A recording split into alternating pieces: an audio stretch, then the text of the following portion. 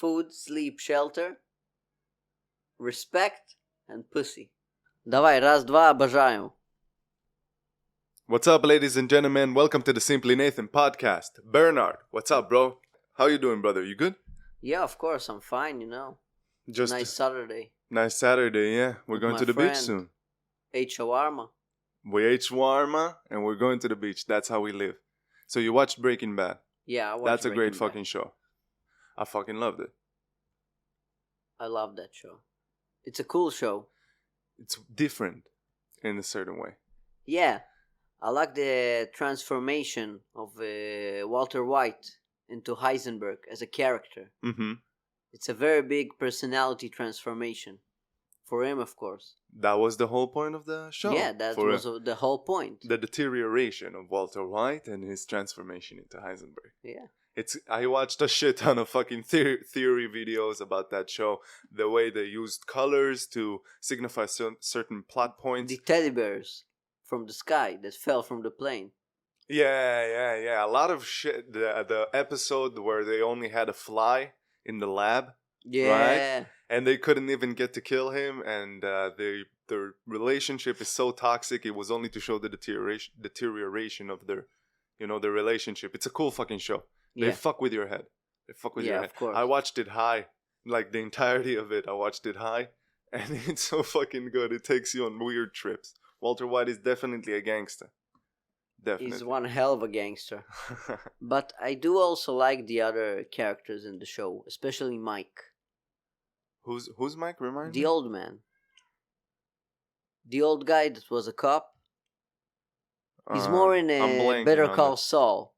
But he appears. Yeah. The bald guy. The bald the Mike buff guy. bald guy, yeah. Yeah, He's a gangster as well. I like that character. Yeah? Very much, He's good in Better Call Saul as well. Yeah, he's very good. Yeah, they're definitely gangster. All right. Tell everybody about yourself, who you are, what you do. Why do we have you here? How do you contribute? Well, firstly, I don't contribute shit. Okay? Secondly, well, I'm a simple guy like you, from the city of Bat Yam, 23 years old, currently an officer, and a military officer. Yeah, a military officer. And you basically... Well, I was a military officer. I recently ended my time at the army. After how long? After almost 5 years. What did you do during that time? I was a human resource officer. Practically, my job involved helping a lot of people, making them believe in themselves as a commander, and really looking out for my base that I was in as a human resource officer, fighting for them, for us to have more soldiers, and looking out for them. That's essentially it. How did you do that? To what degree? Because you oversimplified. In what matter? You changed a lot of people's lives. You helped a lot of people. Well, of course. Firstly, I think I helped a lot of my own soldiers. Like, I think when you take a person, when he has that little flame of ambition, you can really help him make that flame burn in a good way. Mm-hmm. Ignite it. Yeah, ignite it. Exactly. And when you push them, they really, get to know themselves. It's a hard thing to do. You hear a lot of difficult stories, probably. You have a lot of people coming to you with bullshit as well. Yes. Some people that just don't want to serve. Because in Israel, we have mandatory service. And only certain people can, be accepted to not go into the army. Okay? And you were one of the people responsible of deciding who goes in and who goes out. Or who stays out, rather. You had a lot of people coming to you and telling you their stories. How do you differentiate between someone who bullshits you and someone who's telling you the truth and really needs help? Well, first you can see it by how they react. Like, read their body language. You know when somebody is bullshitting you. It doesn't matter if he's a good bullshitter. The story just doesn't add up sometimes. You know, you talk to them, you peel them like an onion to see what is deep inside. And after all that process, you can really determine, not 100% accurately, because you're a person, essentially. But you can determine if they are bullshitting you, or if they are telling the truth, if their situation is really rough. It works. It's a difficult thing to do, though. Yeah, it's a very difficult thing to do. You You learn it from experience. When you are wrong about somebody. When were you ever wrong? Well, like everybody, I make mistakes. Yeah. And sometimes I don't treat the people that I interview 100% right, like I said. You ever did that positively or negatively? Like you thought someone was overqualified? Yes, of course. It's a difficult thing to do. Yes. It sucks when you think someone is overqualified, like when you build someone up and he doesn't live up to those expectations. Sometimes it sucks even harder than thinking the other way around. But you still see them improve. Yeah. A lot of people... Most of the time. The army is a good place to improve. And it's a great place for self-improvement. It's 3 years where you eat shit. It's not like not a lot of people... It's humility. It teaches you about humility. In a sense. Is that the biggest thing you learned in the army? In your service time? No. The biggest thing that I learned is that you need to meet other people in your journey of life. Other people that can that have certain skills that you don't have. And together with them, you can overcome obstacles. So you learn from other people. You take them with you on this journey. Yeah, life is a crazy fucking journey. We gotta have other people with us. A mountain after a mountain. Yeah, the Everest inside of you that you have to keep on climbing. Of course. Keep on climbing. Never keep stopping. on climbing that Everest. And sometimes you fall, you get back up, you learn. That's a good point. You have to reflect back and learn. You have to reflect back. Yeah. You learn the most when you fail, I think. I agree with you. Yeah. It's good to fail, but it sucks, man. It sucks. That feeling sucks, but you gotta learn to learn from it. But it's a part of life. Yeah. You encounter a problem, you fall a little, you reflect about yourself, then you find a solution to the problem, and you essentially created a circle. Then you climb up. That's a good perspective that you have on life. It's good perspective. Good on you, brother. Good on you. So you're coming to the end of your service. I already finished it. Yeah, you already finished it? Yeah. All right. So what do you think, like leaving it, what do you take on from it? Because 5 years in the army, doing what you did, putting in 18 hours to serve as many people as possible. Many, many days inside the office. One of the most busiest people I've ever met. Even friends text me, I can't speak, bye. But you always pick up. That's good. That's good. Yeah. At least I believe that answering whenever you're called is a very, very good thing to do. You need to be there in order to be relevant. If you're not relevant, you're not doing your job well. Who did you meet? Who was a unique person? I met a lot of people with unique traits that you don't see every day. Like people that just the way that they speak to you makes you feel more calm and relaxed. And people that are very, very energetic and very insightful people that you don't meet every day, that can really read a situation,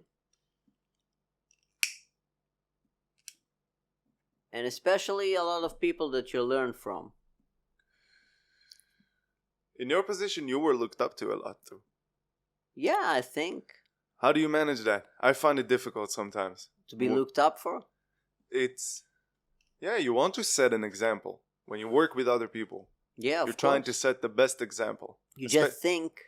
You need to think deeply about the person you want to be and ask yourself, what would the person you want to be would do in this situation? Who's that for you? Who's that person you want to be? I think a better, more fulfilled person that is brave enough to meet any challenge, even if he is afraid. What are you afraid of? You know, like everyone I am very afraid of a lot of things. Death. Death. I even, actually, I'm still afraid to talk in front of big crowds. But I do that. It's, I remember the first time I talked in front of a crowd, my knees kept shaking. So I put my hand on the podium to stop the shaking of the knees and, just lean on it, yeah. went on with the thing that I was speaking about. But that knee tremble, Mm-hmm. it didn't really pass. Even if I'm in front of around 400 people that I sometimes talk in front, I talked in the army, my knee still trembled. But you are brave enough to overcome that fear. I think bravery can't exist without fear. That, of course, yeah. That's a cool. It's a cool sentence. I'll take that from you. You may. Yeah, you are an anime character to a An certain anime character? Yeah, you remind me of Asta from Black Clover. You watch that? Yeah, I watched that. That's a cool That's a cool fucking anime. anime. Yeah. It's a cool fucking anime. You remind me of him. Like, I'm not done. I'm gonna keep on going. The willpower. Yeah. So, tell me about the most interesting story that ever happened to you in the army. The most interesting story. Well, I heard a lot of interesting stories in my time in the army. A lot of sad stories of people, kids, essentially, because, when they go into the army, they are still kids. 18. Yes. That had a rough life. There is one that I met recently. His father is in the jail for drug trafficking, I think, like the fourth time. And I don't know where his mother is. I think he lives with her, yeah. And his brother is 13, and he is mixing with the wrong people, like, underworld, criminal, delinquents. And he went to the army, and he was a soldier in, I think, Golani. Well, with his rough upbringing, he didn't want to go to the criminal underworld like his father, but he still wanted to help his father because he had like 400k debt to the wrong people. He stopped being a soldier, went to work, and essentially what he wants to do is help his father with his debt and most importantly, take his 13 years old brother to a out of town school that you sleep in there. How is that called? Like military camp? Sort of. Not exactly military camp. Those Campus? campuses. Yeah, Yeah. like a campus. Mm-hmm. So he wouldn't be in that, with those people. Mm-hmm. And I think it's a nice story. I wanted to help that young man, so I gave him a role that would help him go out to work more often. I also heard about a young man that wanted to get into the army because he didn't really want to, but he had to. It was before he, really enlisted. And I interviewed him. And it was a very, very sad interview. Very sad story. He has shit genetics. His family has shit genetics, like high risk of cancer and all that stuff. And his mother was like a cancer victim for like 2 times. And he doesn't know his father. And he has a brother who is 1 year old, and he doesn't even know his father. And he is very, very depressed. And I like talk to him about an hour and a half about his life and what he could do in the army and why the army would be a good place for him to go and deal with that depression of his. Because what he wanted to do, he didn't really want to do nothing. He helped his mom, but he didn't really care about himself. In all his issues that he had in life, he forgot to think about himself and really think about what he wants. I try to help him realize that it's a good step forward to start thinking about yourself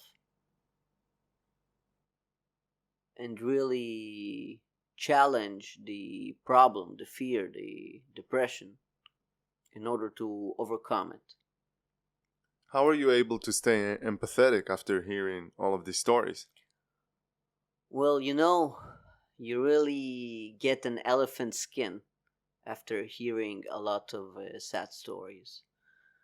Because, when you hear so much sad stories, it essentially becomes less and less troublesome for you. I don't think that is wrong, because you can still empathize with those people. You just don't let it disturb you. Don't let it make you feel different. You feel different, but you stop it there. Mm-hmm. It's a good skill. It's a good skill to learn. So, when you're in the army, you probably get to meet a lot of freaky fucking people. Yeah, And a lot of freaky fucking people. A lot of freaky fucking people. You ever met someone so crazy that you would never forget him for the rest of your life? Like, you had people doing dumb shit. I had people in my platoon who were, playing with their rifles in the middle of the night, banging the clips inside and, loading bullets. A lot of stupid people. There are a lot of stupid people, but I think the saddest thing that I met in the army, the saddest kind of people, is those who dedicated their whole lives into their army career and forgot to take care of themselves. They just drowned in all that responsibility and dedication, and they found themselves 40 years old, 40 years old, without a family, without children, essentially alone. with only their career really shining. And I think it's a kind of sad existence. It's in society in general. That when I met for the first time I met that kind of person, I told myself, I don't want to be like that. I want to find more to life than a career. I want to live a more fulfilling life. Is that why you're leaving the army? Yeah, that's one of the That's why reasons you I left? left the army. Yeah, I never wanted a career. I wanted to self-improve. And I think it was a very, very good choice because I met a lot of people on that journey. What's inspiring for you for self-improvement? I like challenges. I like to challenge myself to see what my limits are. And I think from those challenges, when the situation is rough, you really, that's the time when you can really blossom as a person. How do you self-educate yourself? How do you keep learning? Because it's an ever, you always have to progress as a person.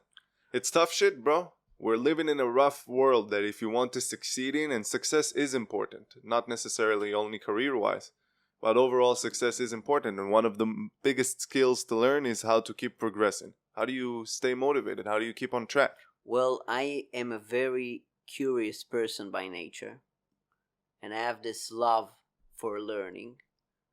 So I find it very easy because I find a lot of things interesting when I just start reading all kinds of books, like the Red Book of Carl Jung, which is a very interesting book, philosophical books, story books. I read a lot of books, and I read a lot about things that interest me, like science, physics, chemistry, biology. You think will be uploaded into a machine? It could be. It's a very possible solution. Will I we see be around? humanity climbing to that step of technological advancements. I don't see why that wouldn't be possible. Are you gonna be here for that? Are you excited for that? Are you looking for the technological advancements that will improve humanity? Yeah. Yeah. I think technological advancements are good. But you need... It all depends on the society. If the society will still be an individualist society that thrives to be the best version of themselves. If that is the world we will live in, with the technological advancements that would make our lives easier, it would be better. Like, think, we are living at a time that is the most less time consuming time that humanity has ever been to. Like the ability to consume data? Ability to consume data, to get water, to get food, everything. Everything. Information, learning. Everything and that way is you more can accessible, enjoy yes. life more. You can experience more. If you go on that path, you'll still encounter challenges. And that would be an interesting life. In the time that you've served in the army, you've managed to meet a lot of people, and you had to learn the art of bullshitting. Yeah, you could call it the art of bullshitting. It's not exactly bullshitting, but it's more like making people think the way you want them to think. By speaking about certain things, the way you speak, the tones, the movements, the amount of information you bombard them with. Because if you bombard someone with a lot of information, they just sometimes lose themselves, and then they agree with you. Is that one of your ways to bullshit Of someone? course. Give them as much data as possible, see if they can handle it. To confuse them. Yeah. נכון, לא נכון, חרטט בביטחון. That's what we say in Israel. Right or wrong, you have to bullshit your ass off, basically. How do you do that? How do you learn that skill? How do you learn how to bullshit someone? How do you detach yourself from the truth? You don't have to detach yourself from the truth. Sometimes the truth is there. You just have to bullshit it in the minds of the people that don't agree with you. Like work it in a certain way, say it in a certain way? Yes. It doesn't need to be lies. You don't have to bullshit lies. Sometimes you bullshit the truth in a way that makes people accept it. Are you interested in philosophy? Yeah, and psychology? Very philosophy, psychology, science. I love philosophy. It's the love for knowledge. It's something that I am very, very familiar with. Do you ever reflect back on yourself and think, because I've learned these things through philosophy and psychology, I am able to learn more from this experience? Yes. What, for example? Well, first of all, I think that just by learning some philosophy, it made me a more resilient person. And that resilience helps me in a lot of situations. Resilient in what way? Like, I learned to try to detach my ego in certain situations, to be like a leaf in front of a strong wind. In what way? What do you mean, like being a leaf in front of a wind? Not letting things change you, but still accepting them. Because you don't change your form. So you try to detach your ego from... In certain situations, like not admitting that I am right. Because it doesn't matter if you're right or wrong. Sometimes for example, the other person's opinion or way of dealing with something could be better. But you as a person, because you have your way that you want to act, might not accept that way. Even though it could be better. It could be more efficient. You need to be open-minded enough to detach your ego and accept it. Do you think the goal justifies the means? Like the means justify the goal? In what way? What I mean is, if you have a certain idea that you would like to achieve, any step is necessary in order to achieve that goal, if at its core the end goal is mostly positive, like the good outweigh the bad. You mean like you have to make ethical decisions on the journey to the goal, but essentially the good that would come from it outweighs the bad ethical decisions that you might make. I'm asking if it's on the journey to the goal. I'm asking if that's right in your eyes. If that's how it works in your eyes. Yeah, it could be right. Sometimes it's right. You just have to make ethical red lines that you wouldn't cross. What's one for you? Murder, for example. If you could kill Hitler to prevent the Holocaust, but you had to kill him, wouldn't you do that? You don't know what that would cause.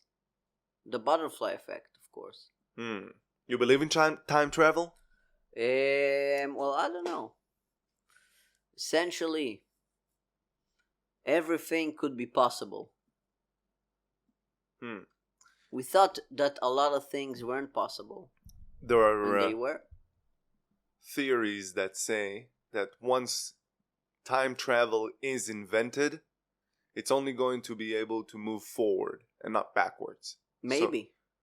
If time is really, really, really linear.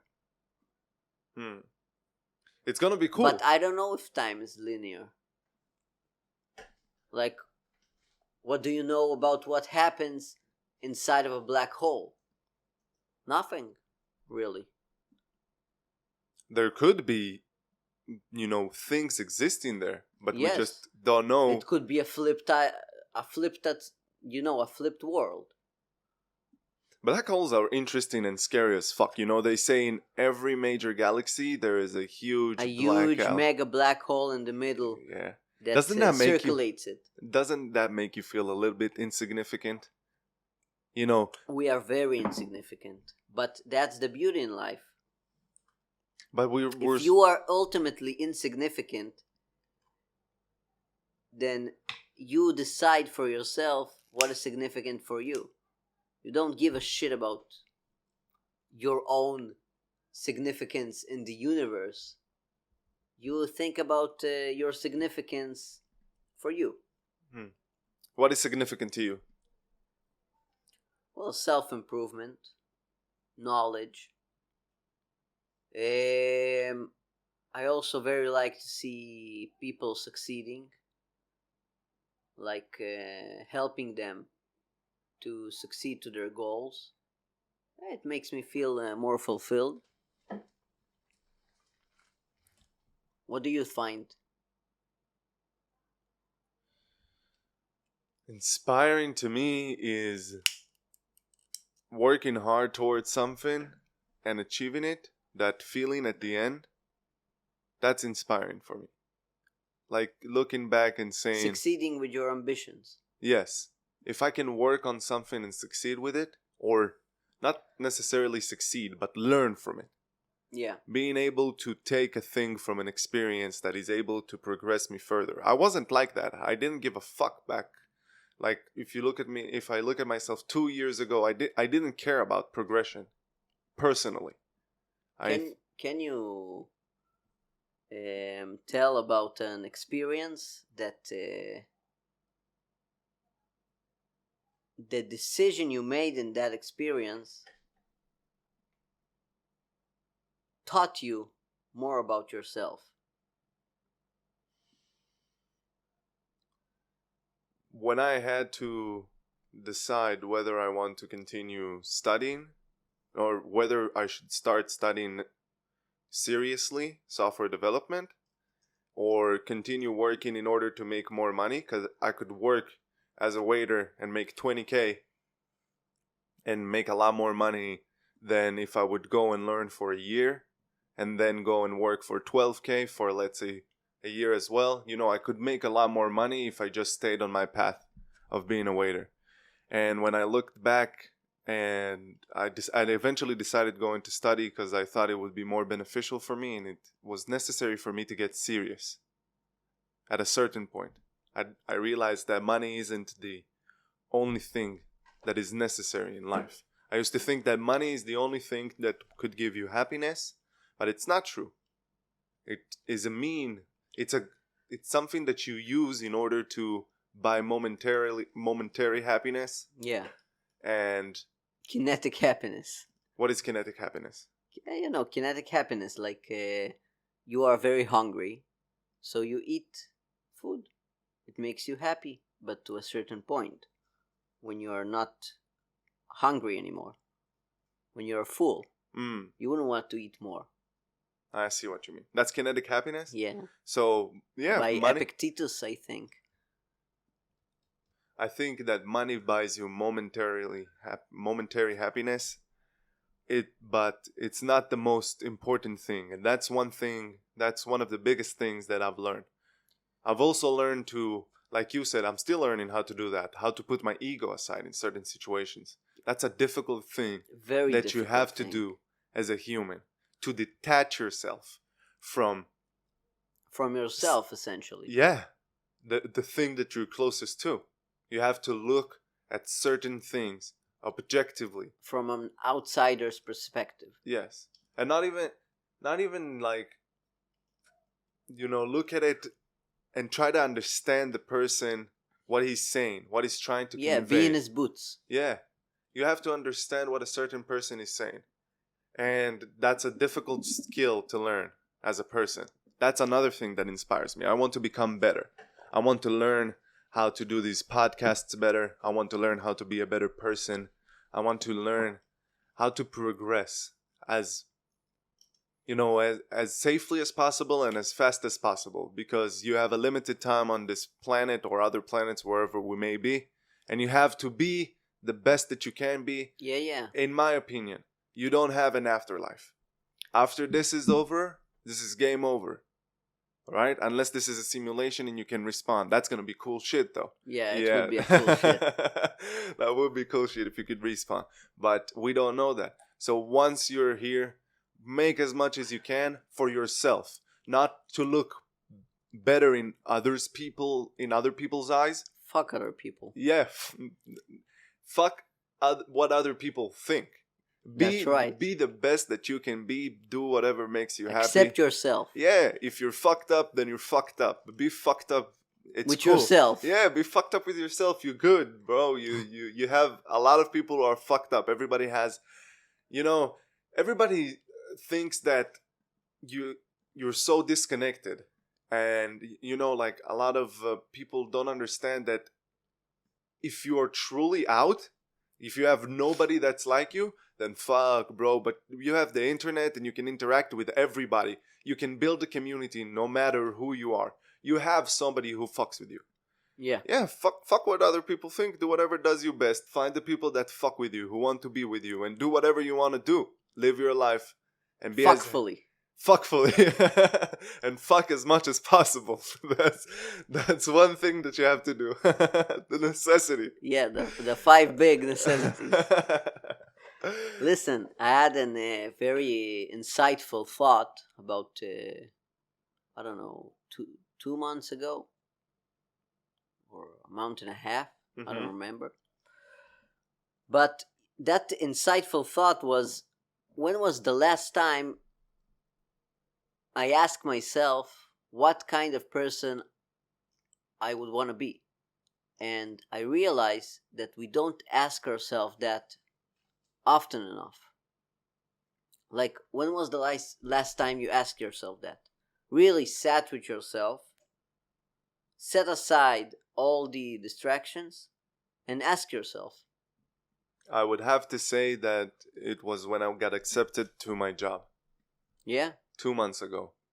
I laid down a path that I want to work on, which is working there, learning how to develop games, and start working towards that goal. Mm-hmm. That was the last time. And it's important to do that. Mm-hmm. It's very important, because otherwise, if it's, you tell yourself, I want to do this and this and this and this and this and this and this, and you don't lay a path down, and you don't build a certain plan, then it's all too scrambly. You're not going to get to that. You need to see your next step. Mm-hmm. So when was the last time you sat down with yourself and you asked yourself, who do I want to be? Well, from that day that I got that insightful thought, I try to sit with myself more often and think, really, who was the person that I want to become? What kind of traits would I want that person to be with? What are his ambitions? What are his dreams? I find that it helps when you plan your next step forward. Do you have a crazy ritual that you do that helps you ease your mind? A crazy ritual? Yeah, an Israeli leader, David Ben-Gurion, he used to do a headstand, Yeah, you know, headstands. to calm himself. Do you have a crazy ritual that you do in order to I calm think yourself? drinking tea is my ritual, Really? man. Yeah, I love tea. I just sit, drink a cup of tea, and I'm all relaxed. You ever thought about Oh, doing... you know I have a ritual. What is? Sometimes when I am at a decision that I'm having hard time to make, I just go out to look at the environment, like the ocean or the desert. Just stare into it and try to make a decision. Do you feel connected to nature? I like nature. You like going on these tracks? You like traveling? Yeah, I love traveling. Yeah? When was I the last find- time you traveled? Well, I don't really remember. I remember Like when that it was camping or to something? the Kinneret. Mm. You were there. Oh, that was the last time? Yeah, I think that was the last time, yeah. Did But I want to go to the meteor shower. in Mitzpe Ramon. in the Negev, yeah. Yeah. I think it's gonna be cool. Yeah. What's the phenomenon that happens there? Well, it's just meteors that pass up in the sky. But doesn't it happen every year? Yeah, it happens Like every at year. the same time? They complete the circle. Oh, like the Earth completes the circle and Yes. you're able to see the meteors? You, Oh, that's you're cool. able to see the meteors. You're gonna do that? Of course. Yeah?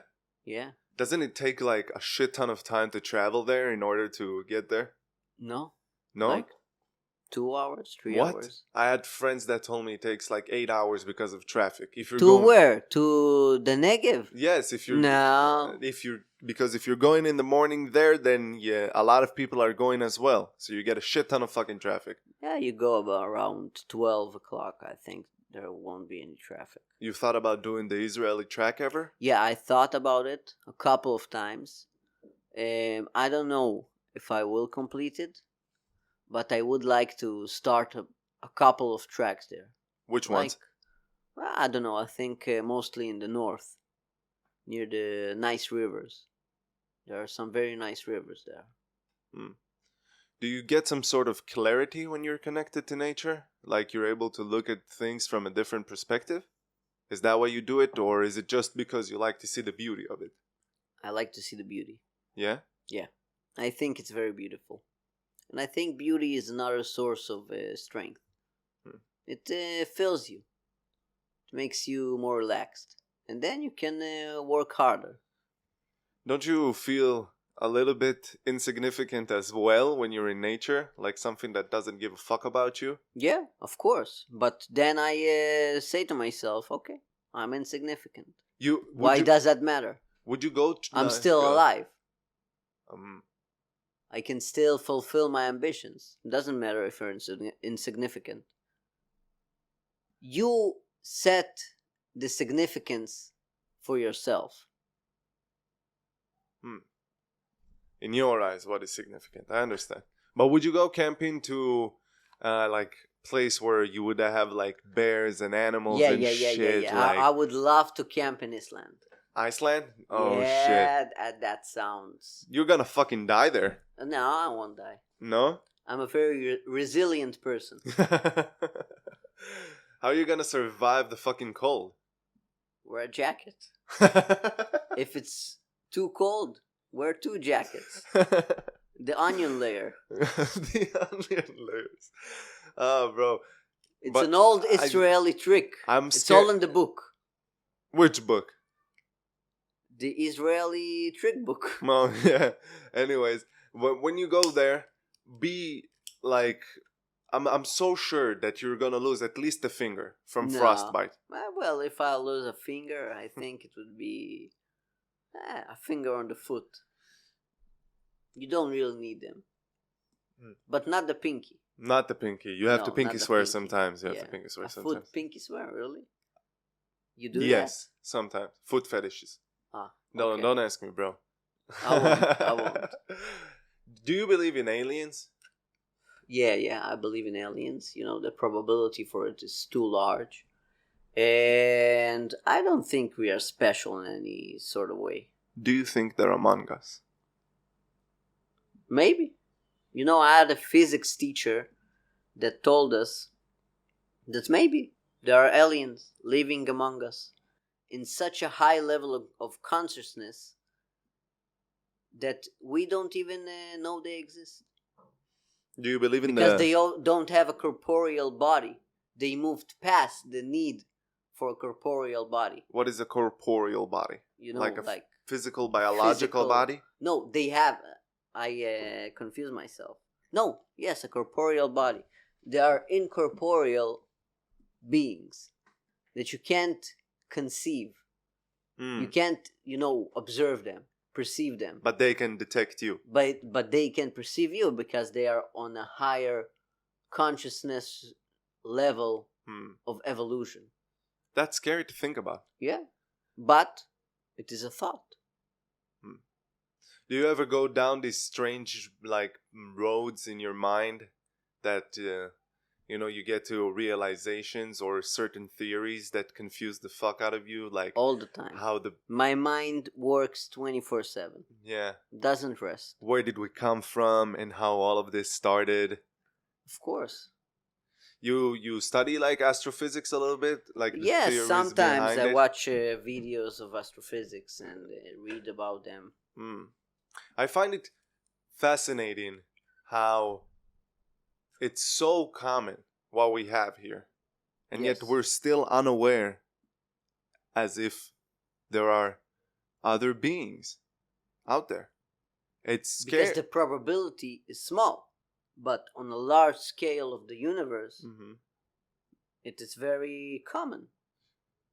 But there's no... Not common, it's uncommon to find life in the universe, I think. But you would still find it. I don't know. I wish that I would be able to see an alien in my lifetime. I want to know. I think it would look very different. Like it would take a very different evolutional tree branch. Bro, look at dogs. They're different from us. Yes. But we're just accustomed to them. We know how they look like. They're accepted in our society.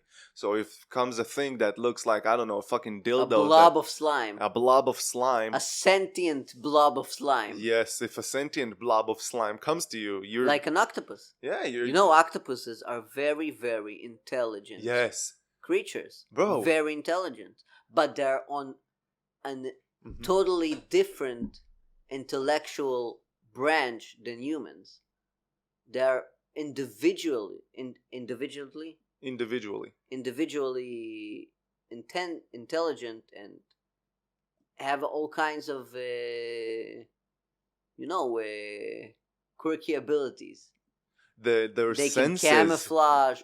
They are very senseful. They can change their shape. They fucking detect they ground. Detect light through their tentacles. They're crazy beings. Yes. They're very, very observant, and they can perceive, and they can solve problems on a very high level of success. You saw those videos of those huge squids? They had I don't know, they were huge as fuck. Yeah, big giant squids. Giant squids. You saw that shit? Yeah. Bro, crazy shit is underwater. Those are aliens as well, because we don't know what they look like. It's crazy to think that what is the percentage of the uncovered territory of the water? Like 98%? I think 90%. 90%? Like That's fucking crazy. Imagine of all the crazy shit that exists there. Yeah, like sea slugs and shit. Sentient sea slugs. A sentient sea slug society underwater. Do you think there's a society underwater, maybe? Atlantis is real? I don't know. That would be It could be cool. What if one day, the squids rise up, emerge with their Kraken leader? That's gonna be crazy times. Do you think we'll be able to fuck with them? You saw Lil Dicky's video? Yeah, you just oil that ocean up. You just what? Oil it up. How is oil going to fuck with them? Oh, they won't breathe. What if they don't need to breathe? What if they just exist? Yeah. Like a sentient Octopus. spirit octopus, Yes. an incorporeal octopus that floats around Do you think we'll be able without to you fuck with noticing. aliens if they come here? Do you Of think we'll course. be able to fuck with them? Humans are ingenious. Yes, that's how you say it. Ingenious? As in being intelligent? You mean genuine? As No, in no. truthful? No, not genuine. But industrious. They're very industrious. They know how to solve problems. They always strive to solve problems. But what if they look at us and they think that we're pieces of We're shit? ugly. We're ugly, we're stupid, or Apes. we're about to fuck up everything and we better be exterminated. Well, c'est la vie. C'est la vie? Would you accept what would you that? do? What can you do? What would you do? If the apocalypse starts. Live my life to the fullest possible extent. Would you go rogue? Would you start killing for survival? If that's what needs to be done. So you put your survival on top of everything else. Yeah, in a way. Wouldn't you? I think I would. Yeah. Would you be able to protect yourself? Yes. Yes? Yes. You think if the situation erupts, you'll be able to put ethics aside? Yes. Yes, and defend yourself? Like putting the ego aside. That's an important thing to do as well. It's something... Striving to solve a problem. Do you aspire to be a better man? A better person? No, a better man. Like being more manly. Being more of, the consensus of what manly is. Do you strive to be that? I think I'm manly enough. But yeah, sure, why not? You do? Sometimes I do, because I agree with most of the things of what people, register as manly. As manly. Yeah. Being strong. Being strong, for example. Yes. It's something... Being physically active. It's so important. You have to be physically active because you have one body and you have to take care of it, and it's important. It's fucking sucks sometimes because you want to eat pizza and burgers. Yourself. Yeah, in general. Yeah. All around, not only physically as in exercising, but also you have to take care of your mind. Economically as well. You have to put yourself in a higher status in order to give yourself the best possibilities and expose yourself to the best things. So do you sometimes think that in order to put yourself in the best position possible, it's okay to run over people?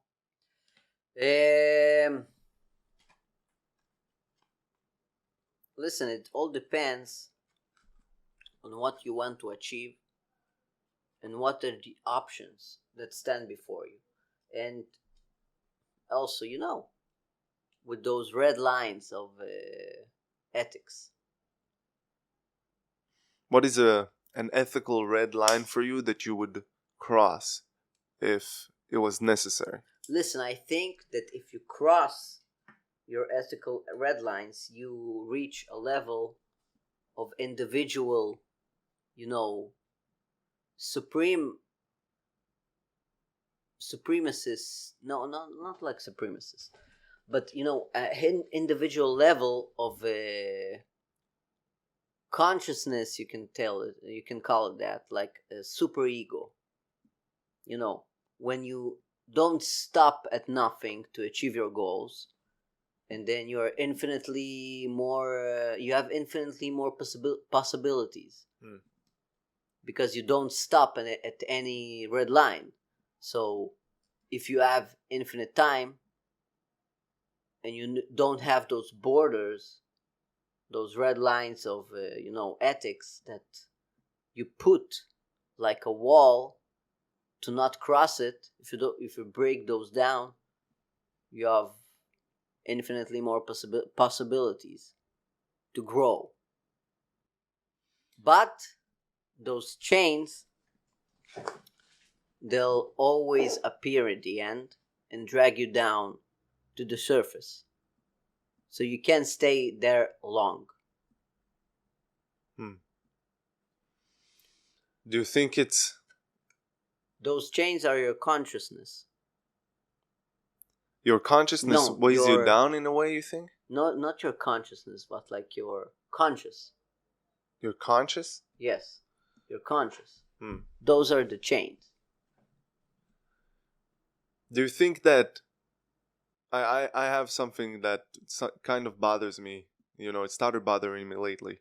What? When I think a little bit about politics and I talk up and like the thing that you brought up is what bothers me the most. What? Everybody is so restricted by themselves and they want to push themselves as much as possible, and as long as I win, the other doesn't matter. Mm-hmm.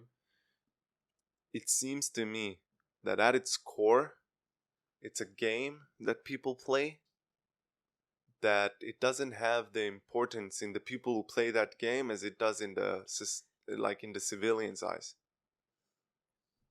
Yeah, I understand what you're saying, but Became some sort of a game board for people with power.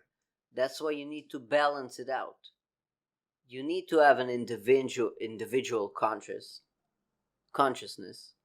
be an individual, but you need to still attach yourself enough to the social consciousness. Like, think about society and how it would advance better, because you are not alone.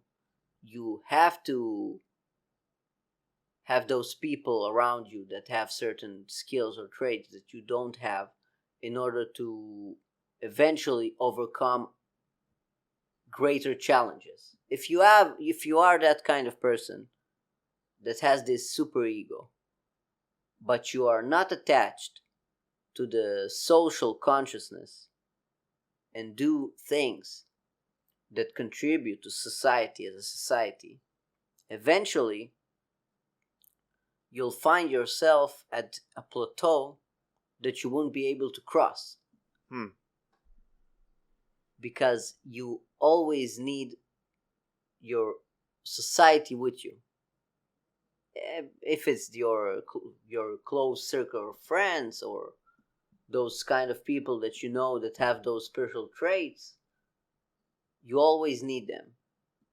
And you need to take the relationships with them and make them genuine, like real.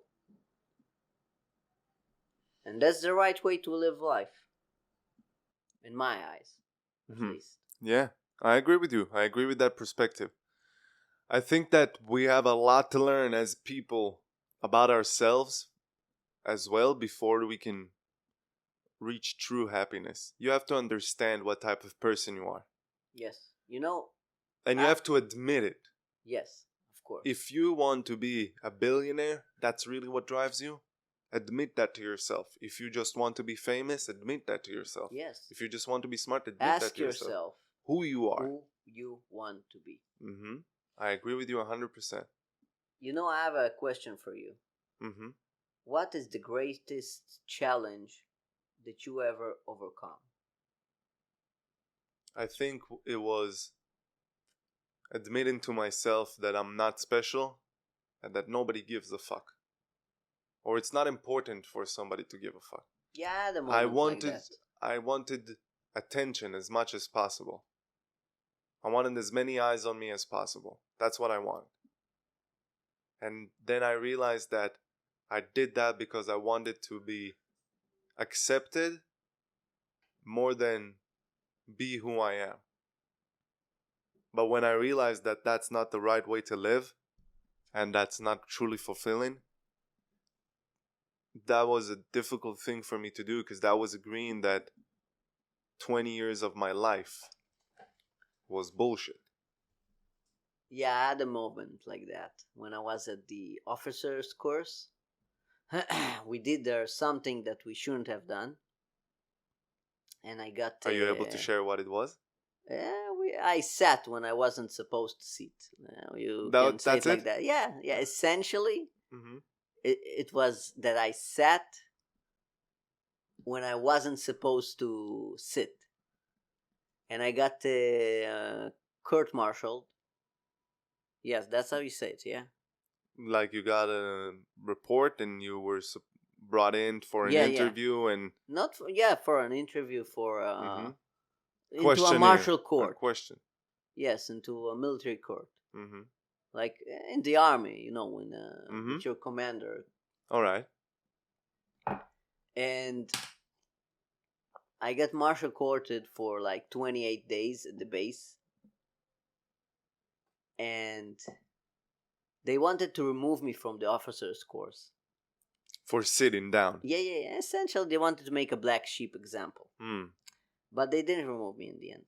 But in those interviews of removal from the officers course, one of the officers there, very high ranking one, told me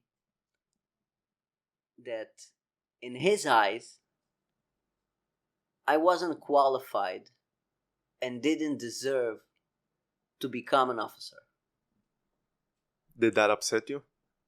Firstly, it upset me. Yeah, of course. But then it was after I told him why I wanted to become an officer, and that I wanted to help more people, and I thought that I would have a wider, like a wider reach of helping people, and deep inside the self-improvement and all that. But after that moment, when I left that, court martial, I sat with myself and thought, well, why would I need to give a shit about him? I know what I'm worth. I know that I am good at certain things. In my eyes, I am qualified and I deserve. So why would I need to give a shit about him if he told me not? If he told me that I'm not qualified and that I don't deserve.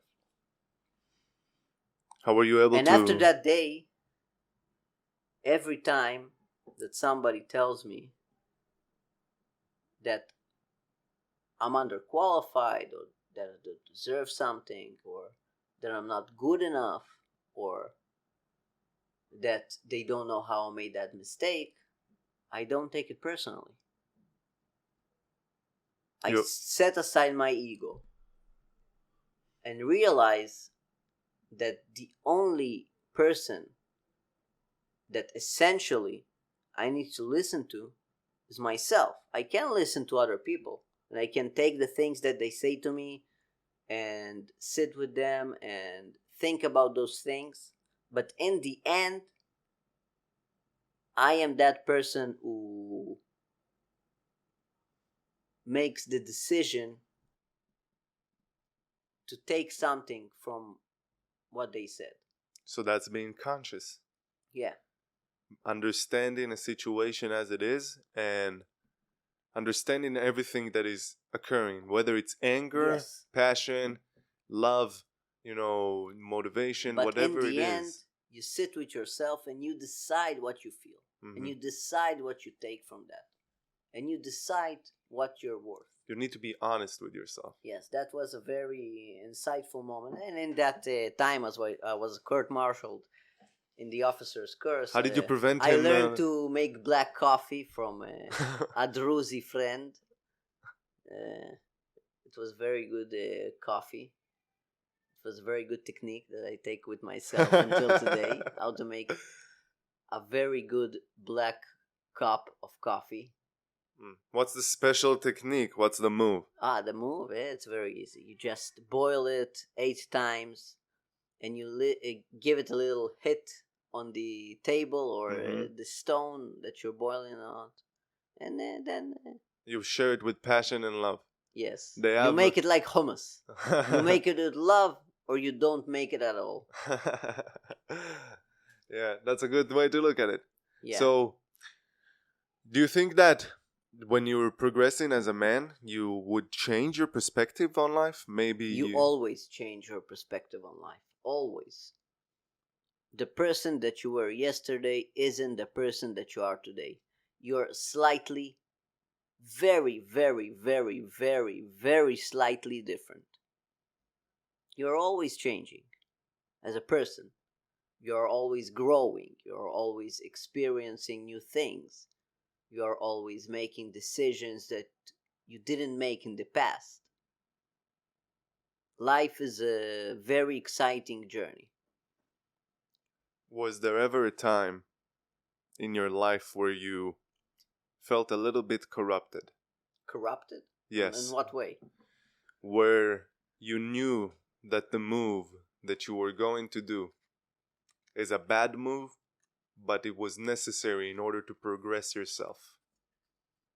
And it was okay in your eyes to run over the other person in order to progress yourself. Well, I try not to run over other people.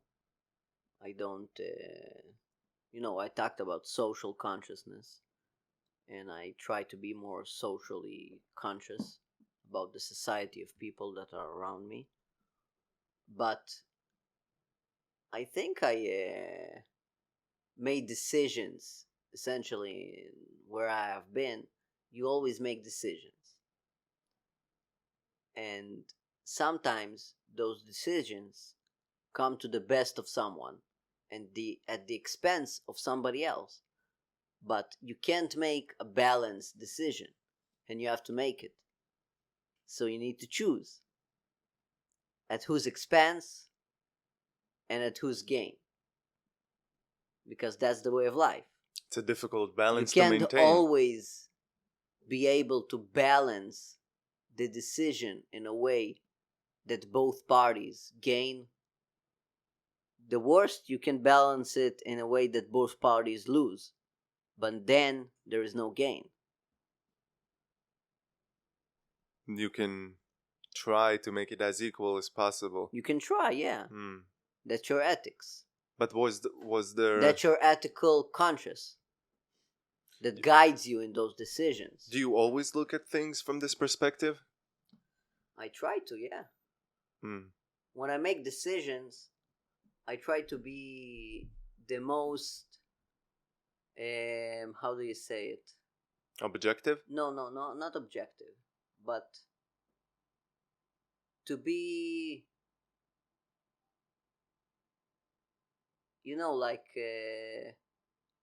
to accept the decision that I made fully.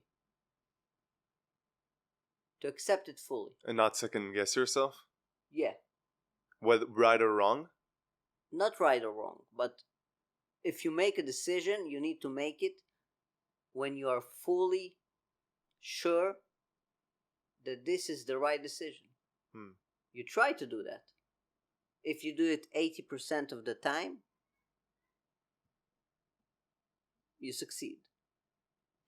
What is success in your eyes? Being able to realize your ambitions and your dreams and make them into a reality. That is success. You ever think to about... live life fully. To have fears and confront them. You ever think about having a family? Yeah. Are you afraid a little bit of the society that is built around kids today? No, I was a kid. And I had a great childhood, even though I'm not from that suburban kind of life as a child. I didn't grow in a suburbia. I grew in a city. Not the most sympathetic city that there is. But I liked it there. I liked the people that I encountered during my childhood. We have crazy people in our city. Yeah. I liked it very much. It made me who I am today. So why would I be afraid that my child would go and meet people? This is where you want to raise your family? People? Well, I don't know. Maybe. I haven't fully made a decision yet. What about you? Would you want your family to grow up here? I'm pretty sure that if it happens, it's not going to be for a long time, but I'm definitely going to pass on the skills that I've learned here to them. I've learned a lot of things living in Israel. Yeah. This country, It's a very industrious society. very, very much. Very much The people here, most of them are very hardworking. And everybody is, most of the people here, and no matter what other people say, at their core are good. Yes. Very, very, very good people.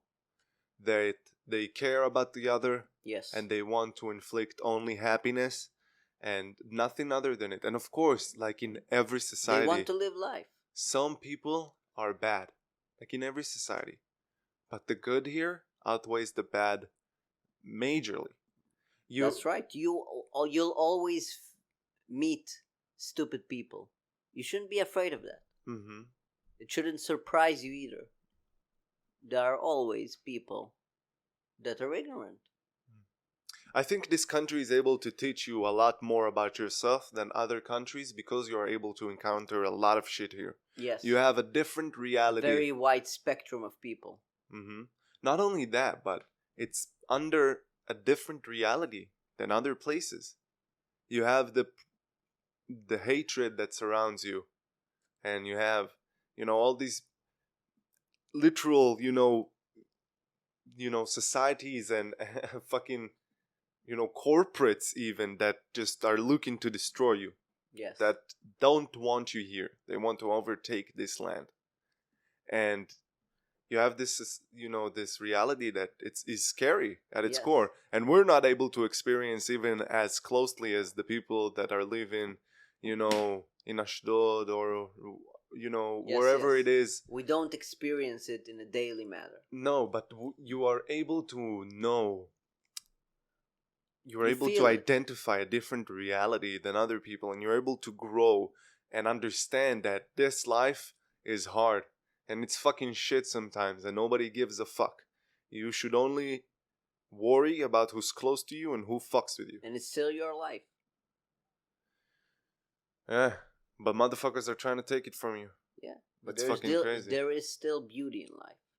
There is beauty in life. And you need to search for that beauty. But it's scary when you're sitting in a restaurant and a guy can just spray a fucking machine gun out of the fucking window and kill you. Scary thought. Just because of hatred. Ignorance is a very bad thing. How do you think we can prevent that? You see these school shootings and bullshit and people getting assassinated everywhere. And I think how can you prevent that in society? Helping to prevent that would be talking about it. Like education, speaking about those problems, putting aside our egos on a social level, listening to the other side, realizing what are the core problems and how do you solve them without the need of violence. Do you think we'll be able to do that? I don't know. With the other parties?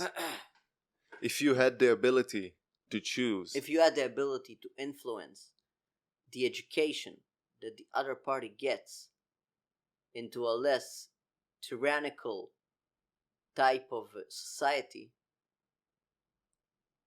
maybe. Less hatred. More understanding. From both parties. From both parties. It has to be from both parties. Yes. It can't be only from one party.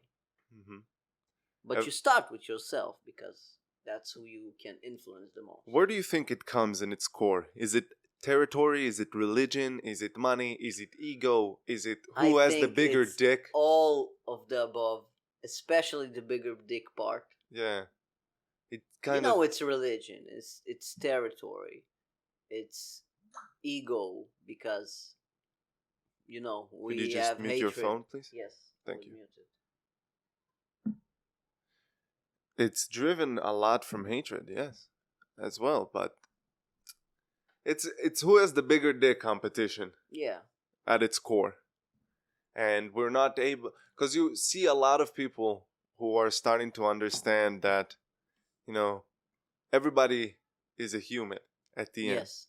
Only the extremists are the ones that are being blasted and, the ones that are getting recognition. You Yes. don't hear the people who are saying, I just want to be Live. chill with everyone. I just want to live my life. Exactly. Feed my family, have nice experiences, and fulfill myself. And be happy. That's what we want at our core. Yeah. And we will be able to provide that if we were able to talk. Yes. And understand each other more openly. Yes.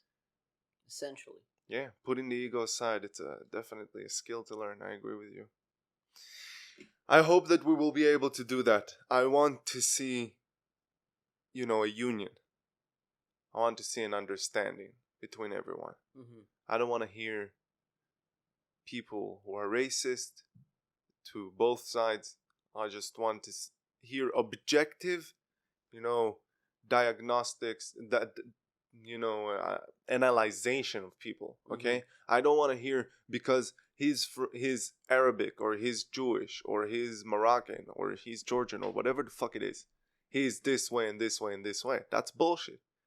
Every person is different, and you can put them in a certain box. Of course, you have statistics. Categorize them. Yeah, you can categorize them, but when you are confronted with a certain person, he is unique. Yeah, you have to try to understand who he is. If you're trying to understand and have a meaningful conversation, you have to understand who the person in front of you is and not who is representing.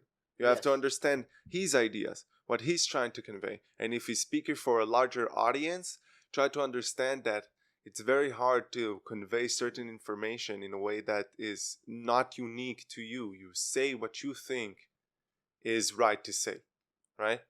So you have to understand who is in front of you and not the majority or the statistics or whatever the fuck it is, or the racism or the prejudice, whatever the fuck it is. You have to understand who is in front of you. And in its core, it's just love. Yes. You need to have love for the other person. You need to have understanding. You need to understand that you're not special, but still unique. Okay? That's what I think life is about. We need to understand, we need to accept the people that surround us. It's so important to be with people around you. And, hatred breeds hatred. Yeah. It's not good to keep this animosity. Most important thing is to be cool with who we are. Go wherever we want to go, be safe, live our life, and not be scared in both ways. Everybody, there should be peace, nothing else. I agree with you.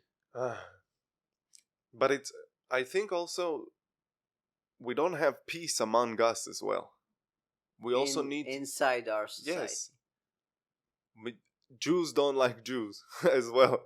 Nah. We just confront with each other so often, and we're not able to be united with ourselves as well sometimes. It's difficult. You see people fighting in the streets for parking lots and being stabbed, and officers being slapped. I had a friend who told me this crazy story. There was a guy on the Knesset, okay, in the government, and he wanted to enter a certain perimeter, and there was an officer that stopped him from entering that perimeter, and he wanted to go through, so he bumped into the officer, all right?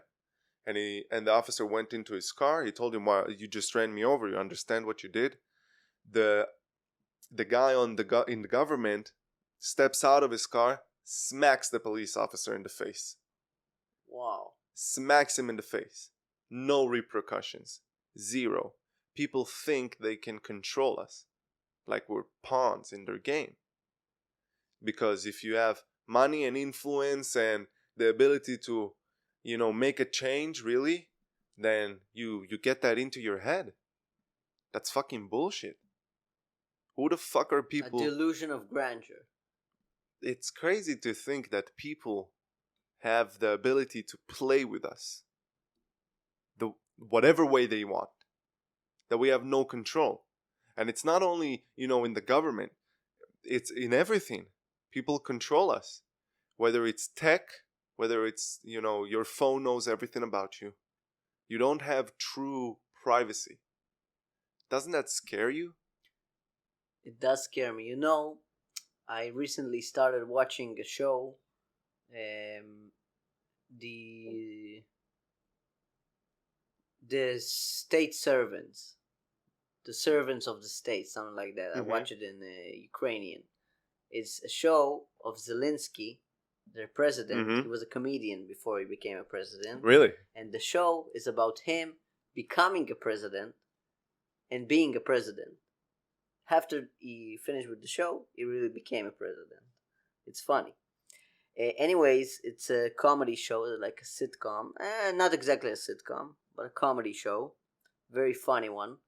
And in that show, Ukraine is literally on top 3 whales. In what kind of sense? 3 oligarchs that have most of the money, most of the power, most of the influence, and they work together and really control what happens in the country.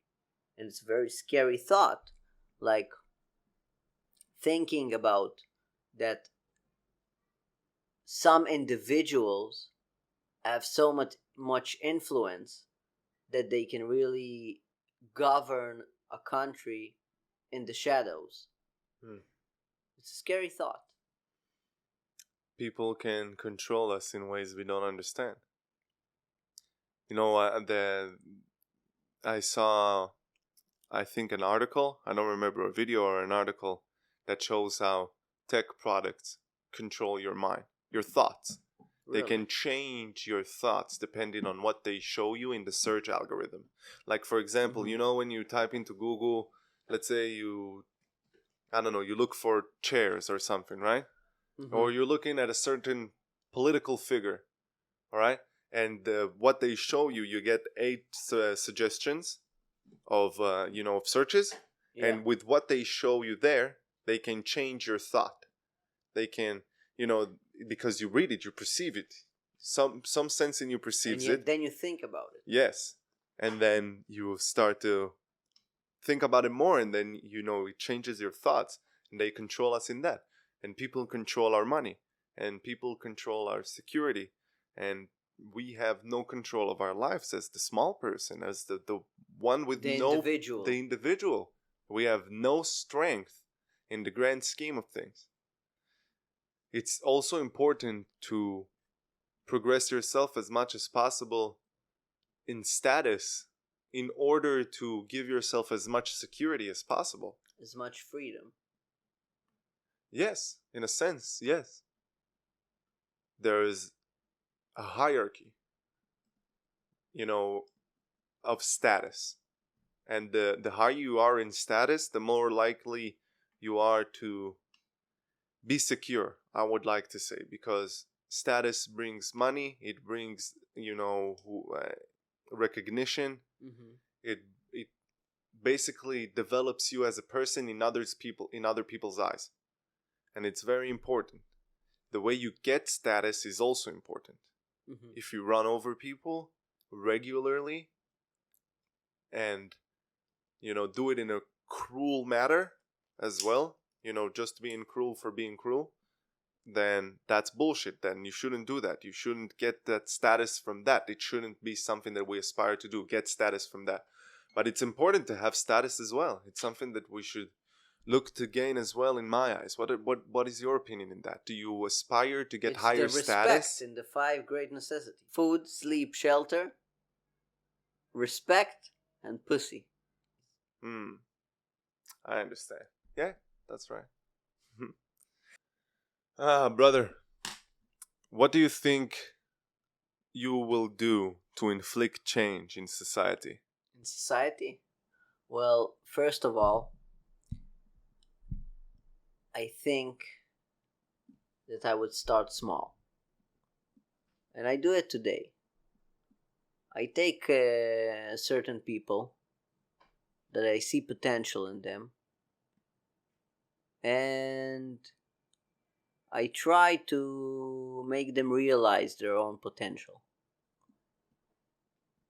And by that, making sure that there are more fulfilled individuals in our society at the level that I can reach currently. But I think that in the end, in the future of my career, I would like to teach, like in college or in a university. You want to transfer your knowledge to other people? Yes, and influence them and make them grow and blossom and realize their potential and keep that little flame of bravery and willpower or Ambition. ambition Hmm. burning. That's a beautiful thing to do. Brother, you are a beautiful person, and I appreciate your time on the podcast. I loved having you here. Thank you for your time. Is there anything else that you would like to share with us? Tell us anything that we left out in your opinion. Anything you would like to tell the audience? Well, first of all, I would like to thank you for the honor of being in this podcast. It's a cool podcast. Thank you. And just peace and love. Peace and love.